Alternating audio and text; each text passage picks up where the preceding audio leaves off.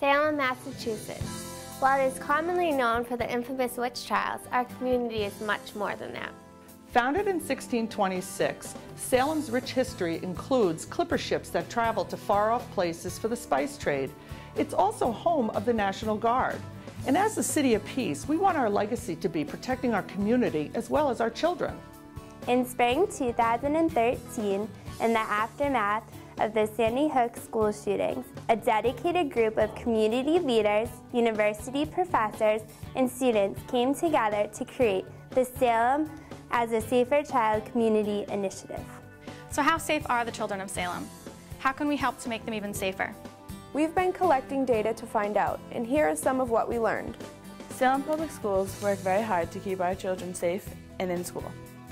Research shows that high school dropouts are 3.5 times more likely than graduates to get arrested and 8 times more likely to be incarcerated. Nearly 70% of inmates in our nation's prisons have failed to earn a high school diploma. Staying in school helps reduce crime and violence. According to the Massachusetts Department of Education, in 2011, Salem High School's dropout rate was 2.4%. That's down from 6.8% in 2007. Kids need supervision and direction once the school day has ended. Salem provides many after-school activities and sports. There are sports, the Y, For Kids Only, Campfire, and many other programs for children. After-school programs provide a safe environment for kids to have fun, but often kids are left to their own devices between the hours of 2 and 6 and may find negative ways to spend their time that make them unsafe.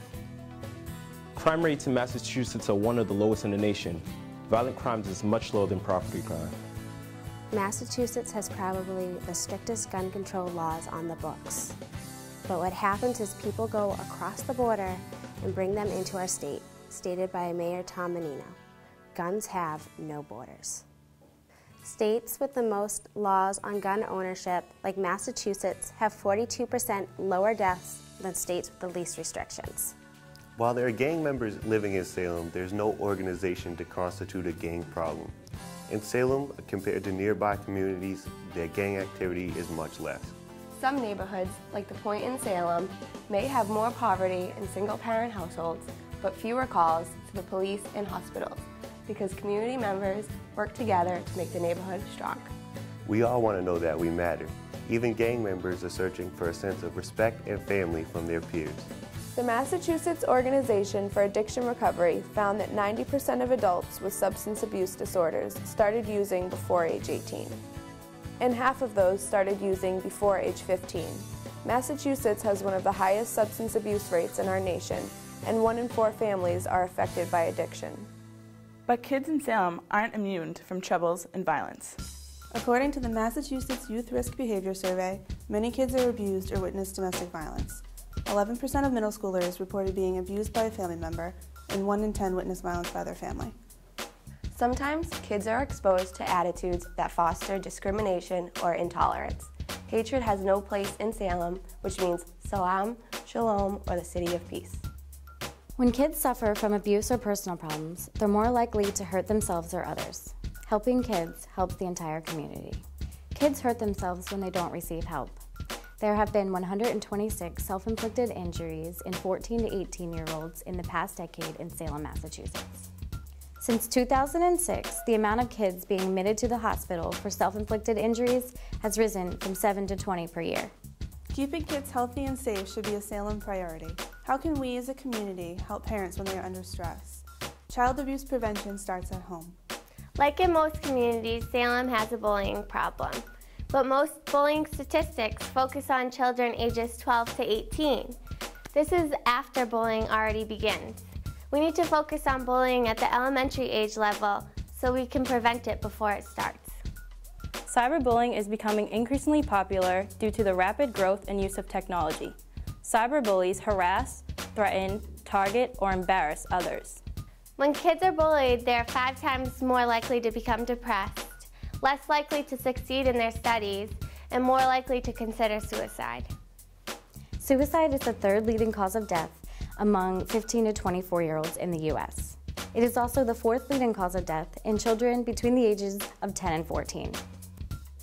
Kids as young as 7 have committed suicide. On average, 21 minors each year commit suicide in the state of Massachusetts. And for every completed suicide, there are 100 attempts. Many kids experience depression, anxiety, and trauma. But where do children go when they need help? Ideally, they should be able to count on their families for support, but that often doesn't happen. So we as a community need to become their support system. The Point neighborhood in Salem used to be perceived as a tough area, but today, thanks to the community members working together, it is a safer place with a lot of positive things happening. Making an investment pays off. Crime used to be out of control in our nation and state. The reduction of violent crimes is no accident. There's a result of creating laws and community support programs that work. Police attribute Salem's low gang activity to a number of gang resistance programs. Some of these programs do not receive the type of funding that they deserve. Parents who have lost their children to violence, substance abuse, or suicide would do anything and give anything to get their children back. How much is it worth to you to protect your children?